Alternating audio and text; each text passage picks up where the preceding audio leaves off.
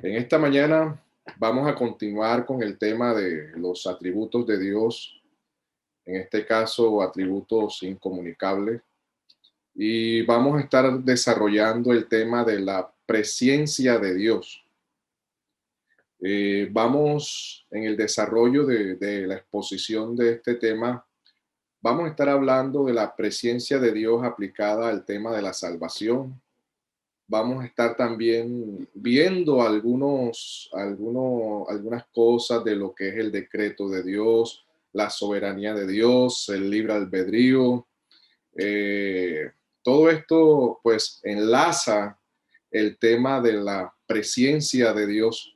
Y para tener una mayor comprensión de la presencia de Dios, pues tenemos que tener claro también algunos de estas doctrinas. Y quiero invitarles a que abramos las escrituras en el libro, en la carta de Primera de Pedro, capítulo 1, perdón, verso 2.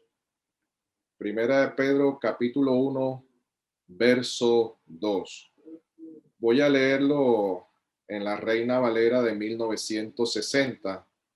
Dice: elegidos según la presencia de Dios Padre en santificación del Espíritu, para obedecer y ser rociados con la sangre de Jesucristo, gracia y paz os sean multiplicadas. En la versión de la Biblia de las Américas, este texto dice de la siguiente manera: elegidos según el previo conocimiento de Dios Padre por la obra santificadora del Espíritu, para obedecer a Jesucristo y ser rociados con su sangre. La gracia y la paz os sean multiplicadas. Iniciaremos definiendo el término de presencia.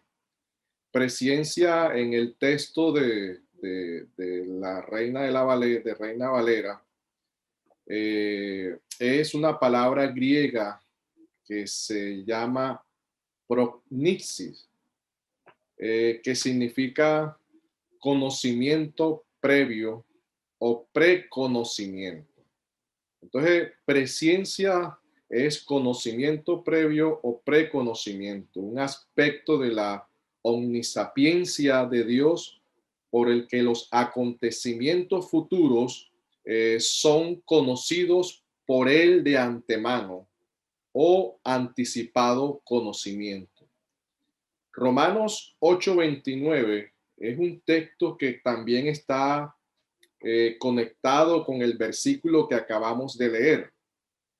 En la carta de Romanos, en este capítulo 28, verso 29, usa una forma verbal griega que es prognosis y es conocer de antemano. Dice Romanos capítulo 8, verso 29. Pueden ir apuntándolo o si tienen la habilidad de buscarlo enseguida. Dice: porque a los que de antemano conoció, también los predestinó. Por lo anterior, podemos concluir lo siguiente: la palabra presciencia que está en la carta de Pedro, como la palabra de antemano conoció que está en Romanos, si nosotros analizamos bien estos dos textos, esta palabra está relacionada con personas. Pedro se dirige a los hermanos, Pablo se dirige a los hermanos. Está relacionado con creyentes que han sido elegidos. Dios conoce de antemano o su anticipado conocimiento los que han de ser salvos. Y en eso todos estamos de acuerdo. Los dos textos, tanto el de Pedro como el de Romano, no hablan de obras o acciones futuras que los elegidos realizarán para que Dios los elija para salvación. Y aquí es donde comienza el debate con relación a la presencia de Dios.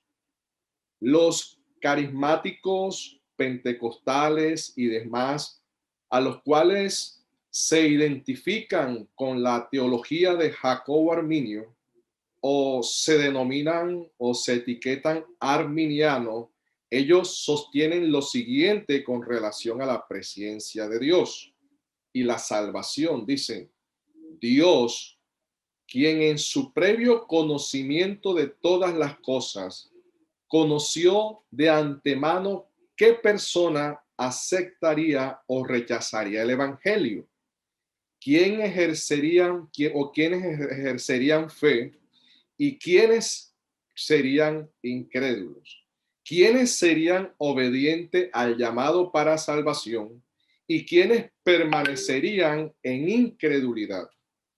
Dios vio de antemano la decisión de la persona y por eso lo elige para salvación. Ellos colocan la presciencia como la base de la elección.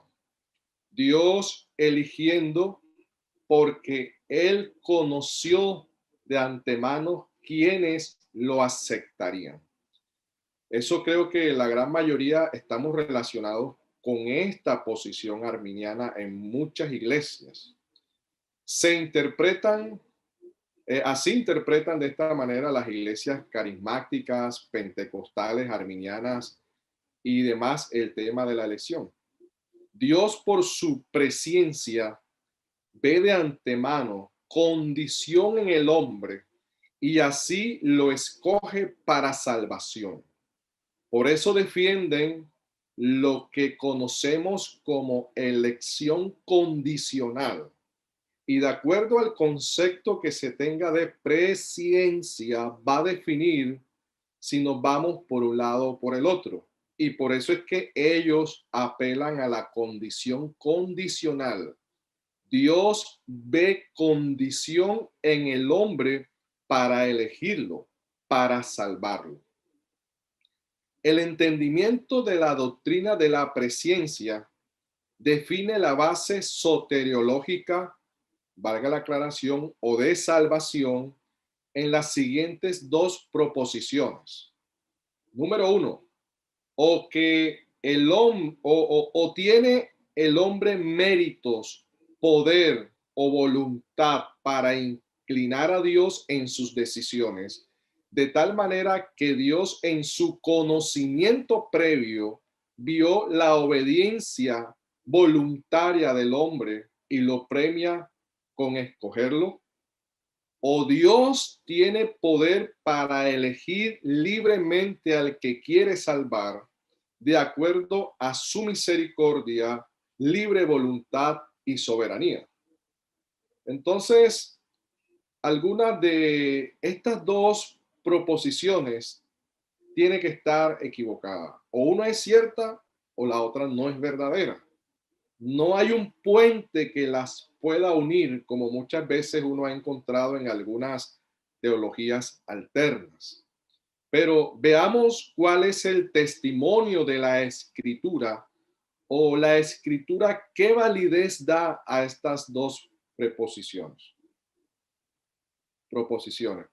El texto de Primera de Pedro, capítulo 1, verso 2, que comenzamos leyendo, quita todo mérito al hombre. Hagamos una pequeña exégesis de este texto, interpretémoslo. Dice las escrituras de la siguiente manera: elegidos según el previo conocimiento de Dios Padre. Así dice capítulo 1, verso 2 de primera carta de Pedro. Estoy leyéndolo en la versión de las Américas. Elegidos según el previo conocimiento de Dios por la obra santificadora del Espíritu, pero miren lo que dice el texto: para obedecer a Jesucristo. El texto implícitamente habla de que Dios en su presciencia, o sea, anticipado conocimiento o conocimiento previo, como se argumenta, ya sabía que el hombre era un ser, una persona pecadora, y la identifica como desobediente. En este caso, no hay mérito alguno en el hombre para que Dios lo escoja para salvación. El texto lo podemos interpretar de la siguiente manera. Dios el Padre, en su anticipado conocimiento, sabía que el hombre, como ser, como persona, no obedecería a Cristo, no obedecería al Evangelio, no obedecería a la salvación. Por lo tanto, decide escogerlo para que así éste pueda después obedecer al Señor Jesucristo. Aquí es donde radica la gran diferencia de la doctrina de la presciencia en la salvación que proclaman las iglesias de teología arminiana versus las iglesias o teología reformada. Y la diferencia es la siguiente también con relación a este tema. La escogencia para salvación de los hombres no tiene como base, y ojo con esto, hermanos, la presciencia de Dios, sino la elección libre de Dios. O sea, en pocas palabras, para entenderlo mucho mejor, Dios los conoció porque los eligió. No los eligió porque los conoció. Dios los conoce porque Él los elige primero. No los conoce en el sentido de las obras que van a hacer. Eso lo vamos a ver más adelante. Entonces, en este sentido, quiero repetirle lo mismo. Dios los conoció porque los eligió. O sea, Dios los conoce porque los elige y no los elige y por eso es que Dios los conoce. ¿Y qué dice en este sentido nuestra confesión de fe? Así lo establece el párrafo 2, el capítulo 3, párrafo 2 con relación al decreto de Dios. Aunque Dios sabe todo lo que pudiere o puede pasar en todas las condiciones que se puedan suponer, sin embargo, nada ha decretado porque lo previera como futuro o como aquello que había de suceder en dichas condiciones. O sea, en pocas palabras, la presciencia de Dios, o sea, el anticipado conocimiento o conocimiento previo es la certeza de todo lo que Dios ya ha preordenado bajo su decreto. Por eso nosotros decimos que Dios no los conoció porque los eligió, sino que Dios los elige y porque los elige es que Él los conoce.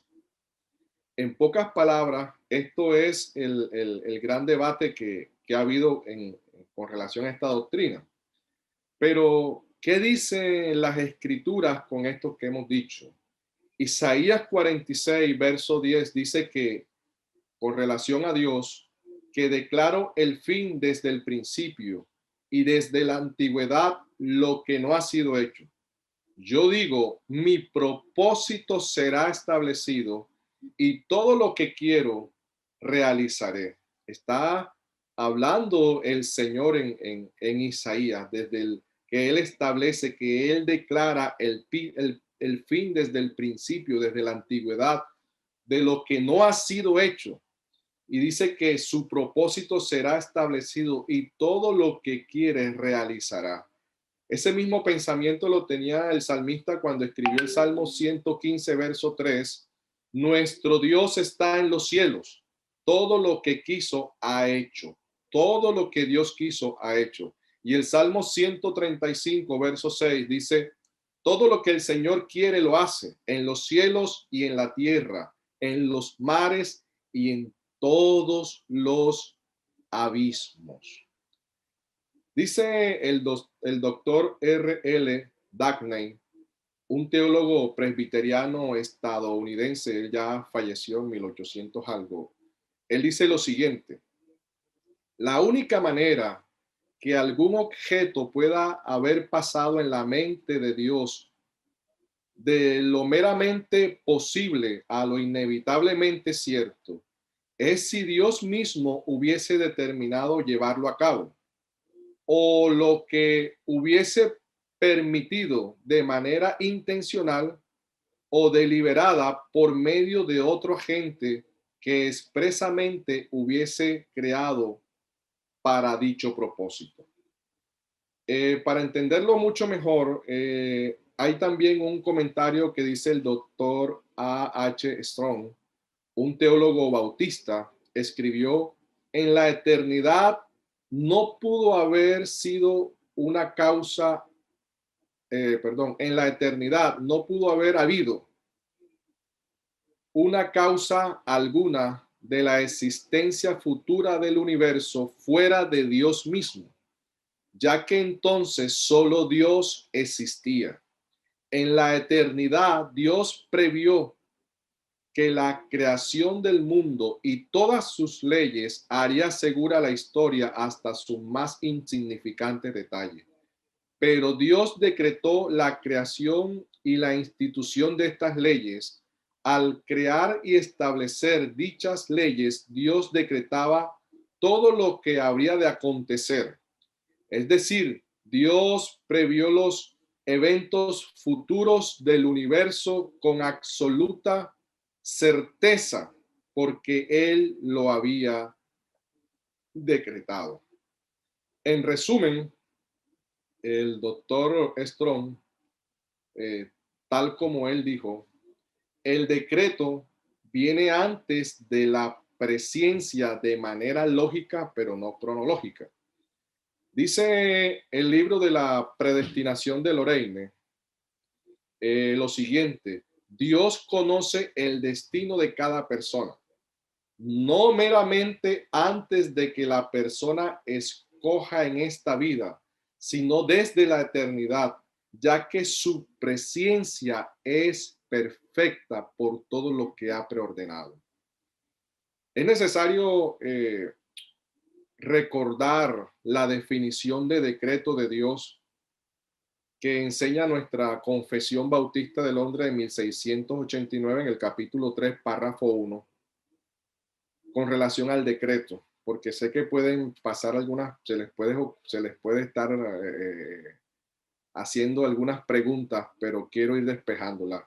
Dice nuestra confesión de fe con relación al decreto: Dios, desde toda la eternidad y por el sapientísimo y santísimo consejo de su propia voluntad, ha decretado, o sea, ha establecido en su decisión, en sí mismo, libre e inalterablemente, todas las cosas, todo lo que sucede.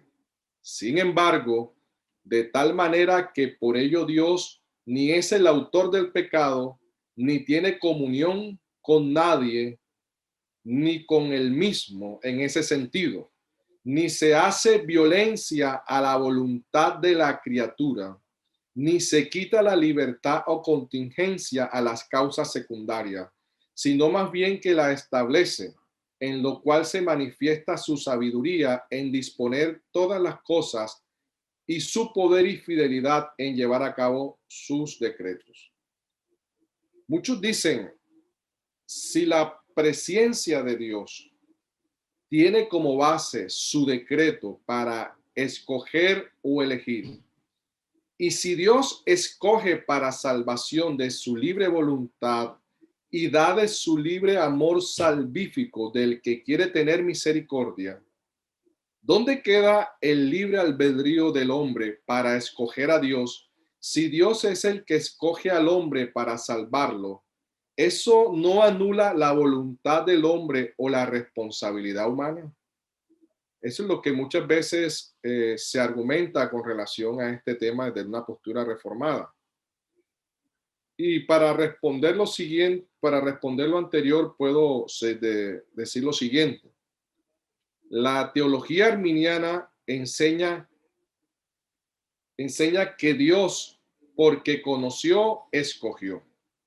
Dios, en su conocimiento previo o anticipado conocimiento, eligió a aquellos que aceptarían el evangelio, y por eso los elige, apelan a una libre decisión del hombre por Dios.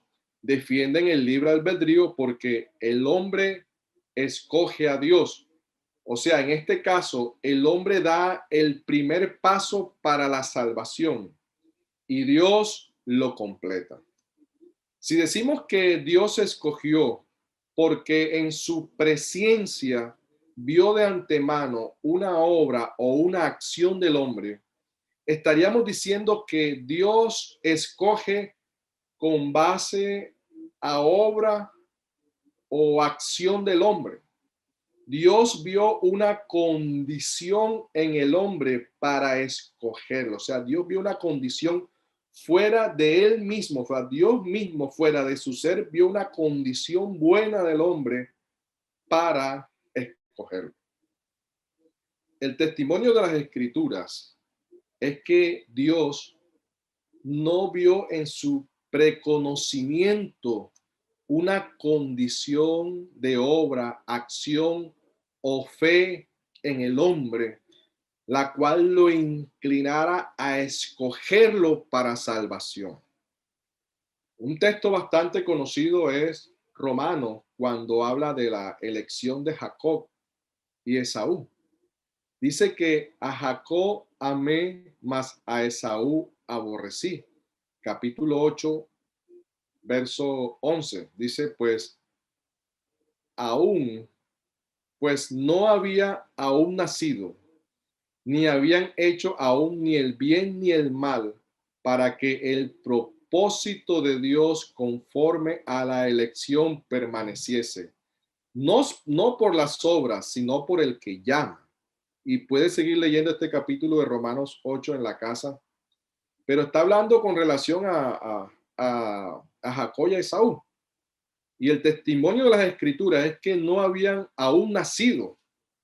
Jacob no había nacido ni Esaú. Y en este caso, Jacob no había nacido, ni había hecho aún ni el bien ni el mal, para que el propósito de Dios conforme a la elección permaneciese, no por las obras, sino por el que llama. Dice, o sea, Dios en su presencia conoció fue a Jacob, a la persona de Jacob, no sus obras, acciones o fe. La presencia en este caso está conectado con conoció a Jacob como persona, no sus obras. Y la base de su elección fue la libre decisión soberana de Dios, no su presencia de las cosas futuras, como enseñan los arminianos. Jacob no había realizado obra de pecado alguna todavía, dice las Escrituras. La Biblia es clara cuando dice no por las obras, sino por el que llama en el texto que acabamos de mencionar. No por las decisiones del hombre, sino por Dios. Ese versículo de la carta de los Romanos está en armonía con Efesios capítulo 2, verso 9. No por obras, para que nadie se gloríe. Entonces, ¿se gloríe de qué? De la salvación, que es por gracia. Dios ve algo en el hombre. Si Dios ve algo en el hombre para salvarlo, eso es obra del hombre y no es gracia de Dios. Ahora, si apelan a que Dios en su presencia conoció a los que tenían fe para responder al evangelio y por eso Dios los elige de antemano, la Biblia habla de la fe como un don, el don de la fe. Efesios 2:8 dice, porque por gracia soy salvo por medio de la fe, y esto no de vosotros, pues es don de Dios. Por lo tanto, si Dios es el que da el don de la fe para creer en Jesucristo, ¿cómo serán salvos por ellos mismos, por su propia fuerza, por su propia voluntad, si es un don que Dios da para creer? La única forma de creer o recibir el don de la fe, y Dios debe elegirnos para creer primeramente para poder recibir ese don de la fe. Entonces, la única forma de creer y recibir ese don es que Dios nos elija para creer. Si Dios no nos elige, si Dios no nos llama, si Dios no nos da la fe, si Él no actúa primero, el hombre jamás podrá venir a Dios. Dice el Señor Jesucristo en Juan 6:65, ninguno puede. Hay una inhabilidad total del hombre. Ninguno puede venir a mí si no le fuere dado del Padre. El Padre tiene que darnos la capacidad de creer en Jesucristo para poder venir a su Hijo y ser salvo por medio de él y rociado por la sangre del Cordero. De lo contrario, nadie puede. Por lo tanto, ¿dónde queda la libre decisión del hombre por buscar a Dios de sí mismo en este caso? ¿Dónde queda el poder si él quiere o no quiere? Si la decisión es de él o no es de él. En ningún lado. Dios conoce de acuerdo a su presciencia los que han de ser salvos, ya que él los ha elegido y les da la capacidad por medio del don de la fe para venir a salvación. El hombre es responsable por sus acciones. El pecado es atribuido a la libertad dada al hombre. Dice un escritor cristiano, las escrituras ordenan al hombre a no pecar. No obstante, le permite pecar si desea, porque es de su libre decisión y voluntad, y eso lo podemos ver en Génesis. Ninguna compulsión es ejercida sobre la persona.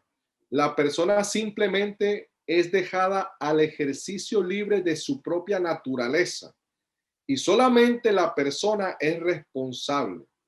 Pero aunque Dios permite el pecado, su relación con él mismo es puramente negativa y ello es una abominación que él odia o aborrece con perfección. Dios aborrece el pecado.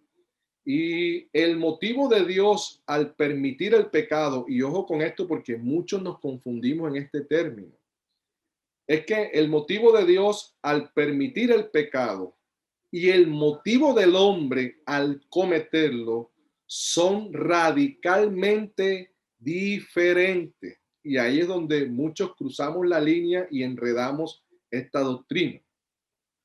Muchas veces los que cuestionan la elección incondicional de Dios, el decreto de Dios, la predestinación, la preordenación de todo, le atribuyen a Dios el origen del mal o del pecado.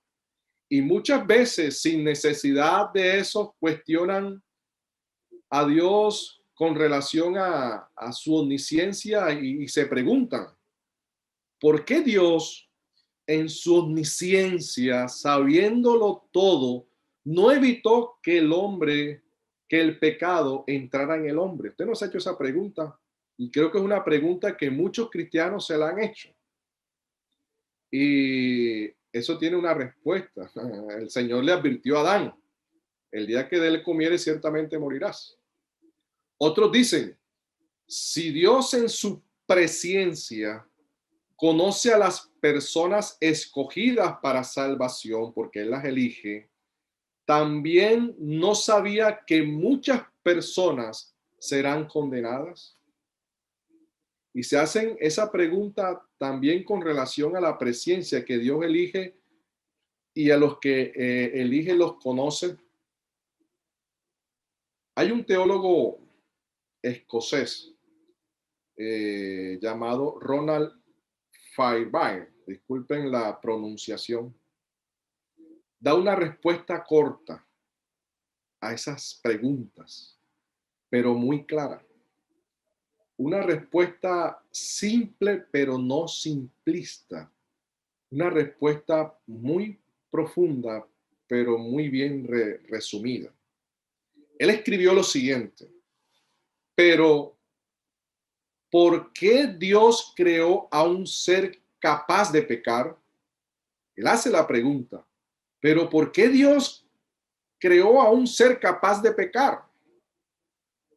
Y me encanta mucho la respuesta, hermano, y esta respuesta me iluminó mi mente, mi corazón, me dio claridad con todo esto de la elección del hombre, del pecado y de todo lo demás. Pero ¿por qué creó Dios un ser capaz de pecar? La respuesta que da este hombre es porque solamente así podía creer un ser capaz de obedecer. Y si analizamos eso, nos da luz con relación a todo esto del pecado y de por qué el pecado también entró en el hombre. ¿Por qué creó Dios un ser capaz de pecar? Porque solamente así podía crear un ser capaz de obedecer. La habilidad de hacer el bien implica la capacidad de hacer el mal. La máquina no puede ni obedecer ni desobedecer. En este caso estamos hablando de que el hombre es un ser moral responsable ante Dios. Y aquí entendemos de que Dios en ningún momento anula la libertad del hombre para escoger, porque el hombre fue un ser capaz o un ser creado con la capacidad de obedecer. Y en este caso el hombre es un ser responsable ante Dios, pero Dios no está en este sentido supeditado al hombre para cumplir sus propósitos. El hombre obedece o el hombre puede desobedecer también y el mal entró al hombre. El hombre no es una máquina, el hombre fue creado con la capacidad de obedecer y en este caso también de desobedecer en el libre albedrío antes que cayera en el pecado.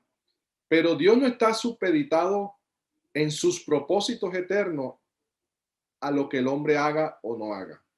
Muchas veces creemos que Dios está esperando la respuesta del hombre para actuar. La soberanía de Dios y la responsabilidad humana son doctrinas que enseña la Biblia. Muchas veces perdemos el equilibrio en darle tanto poder al hombre que no le damos la gloria a Dios por la salvación. Como dice Lorena en su libro La Predestinación, si en realidad Dios quiere salvar a todos los seres humanos, podría enviar al mundo huestes angelicales con el propósito de instruir a la humanidad y de ejecutar obras sobrenaturales. De hecho, el mismo Dios podría obrar de forma maravillosa en el corazón de cada persona para que nadie se pierda, hermano, pero esto concierne a su soberanía y a su secreto eterno y a su mismo decreto. Y cómo el mal existe también solamente porque Él lo permite. Si deseaba, podría hacerlo desaparecer del universo. Dios es todopoderoso y Él puede hacerlo, no tiene ningún límite en este sentido. En una noche, Dios destruyó a 185,000 soldados del ejército sirio, hermano. Envió su ángel y los destruyó a todos. O sea, Dios no ha perdido en nada su poder.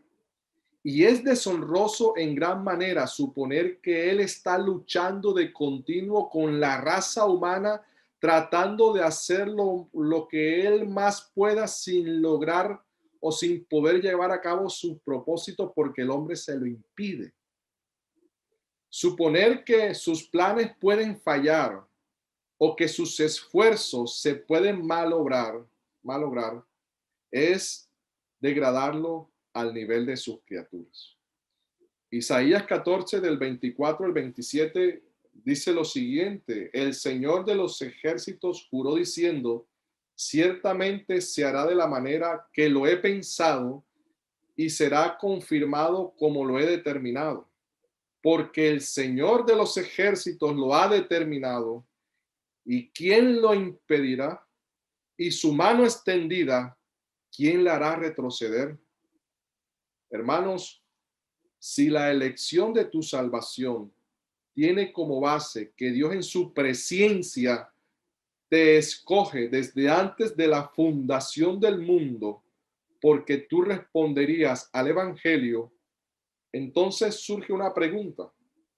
¿De dónde sale esa capacidad para buscar a Dios?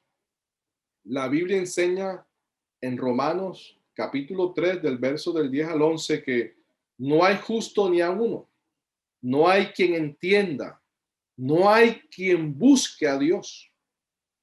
Y otro pasaje de Efesios dice que el hombre está muerto en sus delitos y pecados y Dios tuvo que darnos vida a nosotros para poder responder.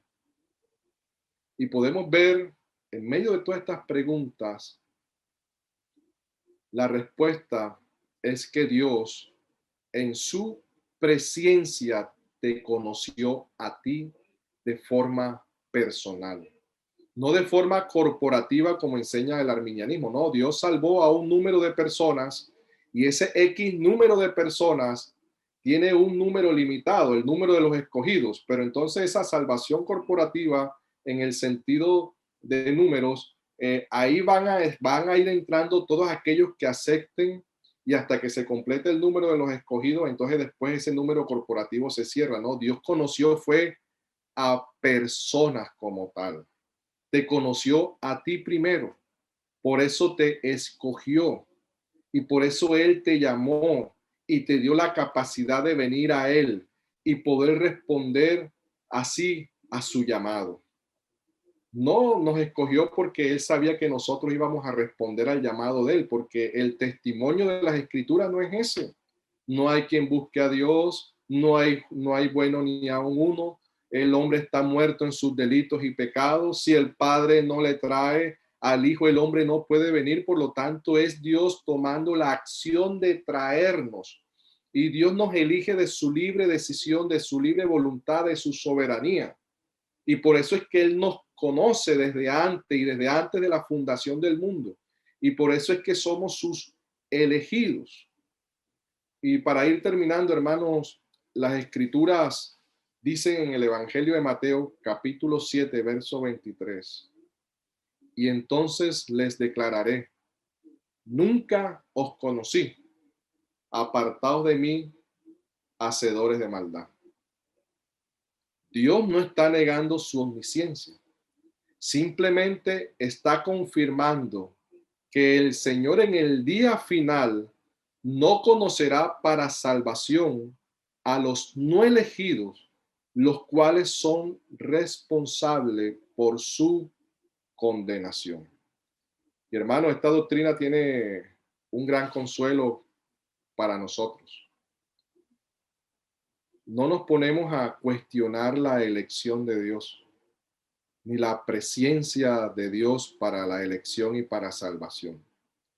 Simplemente contemplamos esta doctrina y nos humillamos y le damos gracias que Él nos da la oportunidad y la capacidad de poder venir a Él. Tú estás en Cristo, tú buscas al Señor, tú crees en el Señor, no por tu libre decisión en el sentido de que fue algo que nació de ti, sino que Dios te da la fe y cuando te da la fe, tú sí libremente vienes a buscarle a Él y rindes tu voluntad de forma libre porque has creído en el Señor Jesús. Y este es el grande consuelo, hermanos, que Dios nos conozca desde antes de la fundación del mundo. Que Él te conozca por tu nombre, que en la mente de Dios ya Dios te conozca. No por tus obras, hermanos. Si Dios hubiese visto, creo que fue Spurgeon que dijo, si Dios hubiese visto mis obras futuras, jamás podría ser llamado a salvación, ya que el corazón del hombre siempre es a negarlo. Si el Señor te ha permitido conocerle, caminar con Él, estar con Él, si Dios en su presencia sabe que eres una persona que Él te ha elegido para estar con el hermano, disfrútalo. Disfrútalo, gózalo, contempla esta salvación y háblala a los demás también.